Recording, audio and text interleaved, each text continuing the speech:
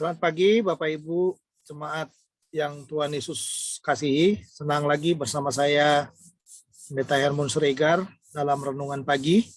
Mari kita lanjutkan lagi pembahasan renungan kita dari kitab Roma pasal yang ke-8. Sekarang kita melihat ayat 18 sampai dengan ayat 25. Sekali lagi Roma pasal 8 ayat 18 sampai dengan ayat yang ke-25. Demikian firman Tuhan. Sebab aku yakin bahwa penderitaan zaman sekarang ini tidak dapat dibandingkan dengan kemuliaan yang akan dinyatakan kepada kita. Sebab dengan sangat rindu seluruh makhluk menantikan saat anak-anak Allah dinyatakan. Karena seluruh makhluk telah ditaklukkan kepada kesia-siaan bukan oleh kehendaknya sendiri, tapi oleh kehendak Dia yang telah menaklukkannya. Tetapi dalam pengharapan, karena makhluk itu sendiri juga akan dimerdekakan dari perbudakan kebinasaan dan masuk ke dalam kemerdekaan kemuliaan anak-anak Allah. Sebab kita tahu bahwa sampai sekarang segala makhluk sama-sama mengeluh dan sama-sama merasa sakit bersalin. Dan bukan hanya mereka saja, tetapi kita yang telah menerima karunia sulung roh, kita juga mengeluh dalam hati kita sambil menantikan pengangkatan sebagai anak, yaitu pembebasan tubuh kita. Sebab kita diselamatkan dalam pengharapan.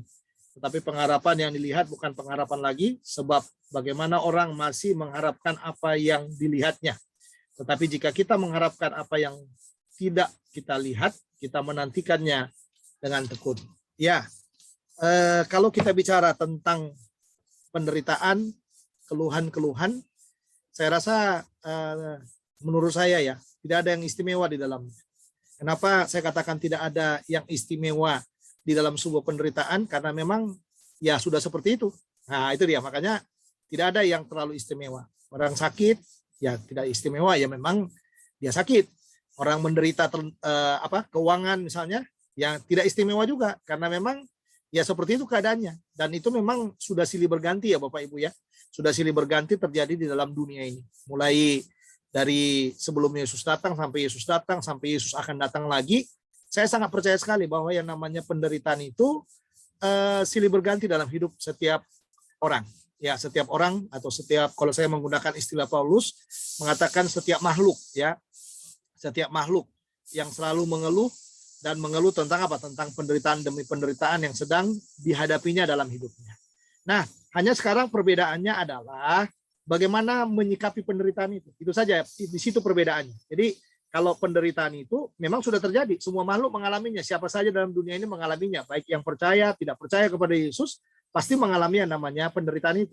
Tetapi cara menyikapi penderitaan itu, itulah yang perlu kita perhatikan dari apa yang dikatakan oleh Paulus dalam bagian ini. Nah, mari kita lihat ayat yang ke-18. Di sana dikatakan, sebab aku yakin bahwa penderitaan zaman sekarang ini tidak dapat dibandingkan dengan kemuliaan yang akan dinyatakan kepada kita. Nah, ini persepsi pertama.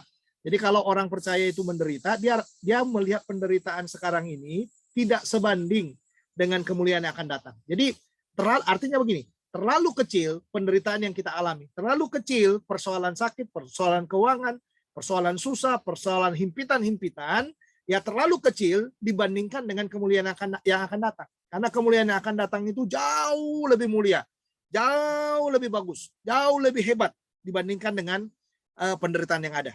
Makanya di dalam ayat 19 dikatakan sana, sebab dengan sangat rindu seluruh makhluk menantikan saat anak Allah dinyatakan.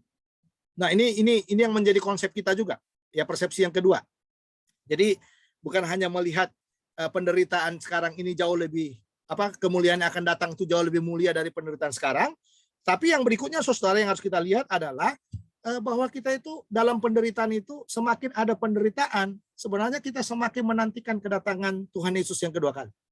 Nah, ini yang harus kita lihat. Nah, dalam penantian itu memang ada orang seperti digiring dalam penderitaan yang terus supaya dia bertemu dengan juru selamat.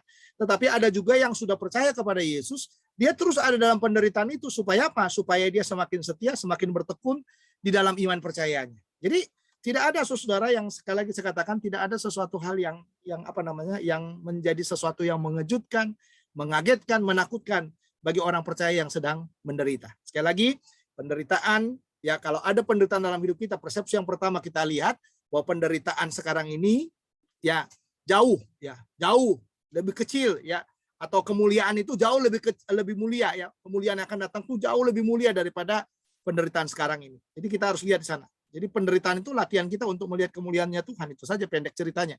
Ya, Lalu yang berikutnya, saudara, bukan hanya itu saja.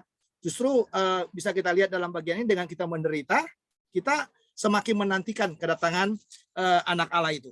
Dan yang ketiga, yang terakhir, di dalam bagian itu dikatakan penderitaan itu membuat kita semakin bertekun. Artinya apa? Kita dalam penderitaan yang ada itu justru kita semakin dilatih untuk bertekun, menantikan kedatangan Kristus yang kedua kali itu. Nah, itu yang kita harapkan dalam hidup kita. Jadi tidak ada yang lain, Bapak Ibu, saudara-saudara yang kasih dalam Tuhan ya, tidak ada yang lain. Ya, tidak ada yang istimewa dari sebuah penderitaan itu, karena penderitaan itu hanya satu langkah untuk melihat kemuliaan.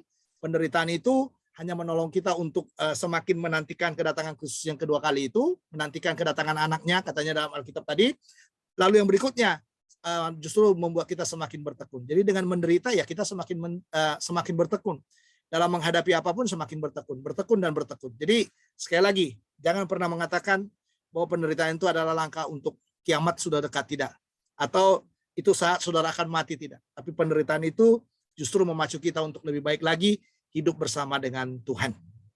Demikian, sampai di sini pemberitaan firman Tuhan ini. Sekali lagi, penderitaan hanya langkah awal untuk mempersiapkan kita menanti kedatangannya yang kedua, melihat kemuliaannya, dan kita bisa bertekun di dalamnya. Tuhan Yesus memberkati. Mari kita berdoa. Tuhan, terima kasih buat firman-Mu.